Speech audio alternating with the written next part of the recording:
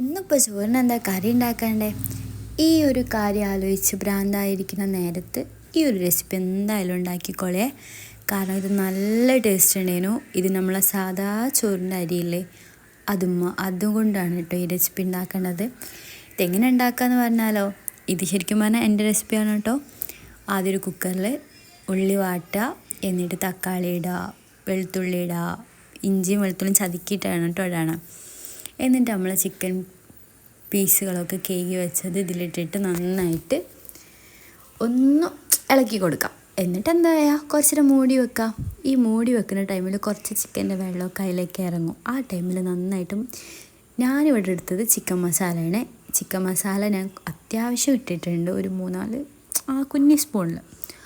എന്നിട്ട് പിന്നെ ഇത് കാശ്മീർ മുളകാണ്, ഇത് ജസ്റ്റ് കളറിന് വേണ്ടിയിട്ടേനു. അത് കഴിഞ്ഞിട്ട് പിന്നെ വെറും 2 സ്പൂൺ മല്ലിപ്പൊടിയും കൂടി ഇട്ടിട്ടുണ്ടേനു. പിന്നെ ഉപ്പ്, ഈ ഒരു മെയിൻ സാധനമാണ് മെയിൻ ശ്രദ്ധിക്കേണ്ടത്. കാരണം ഞാൻ ഉപ്പിട്ടാൽ എന്തായാലും ഉപ്പ് ഉണ്ടാവാറില്ല. അപ്പോൾ നിങ്ങളുടെ ടേസ്റ്റിനനുസരിച്ച് ഉപ്പിട്ടിട്ട് നന്നായിട്ട് മിക്സ് ചെയ്തിട്ട് വെള്ളം ഒഴിക്കുക. എന്നിട്ട് നമ്മൾ അരിയും കൂടി ഇട്ടിട്ട് 3 വിസിലിന് മേലെ അരിൻ്റെ വേവ് നോക്കിയിട്ട് വിസിലടിക്കുകയാണ്. ഇതൊന്ന് ഉണ്ടാക്കി നോക്കുക, സംഭവം സെറ്റ്.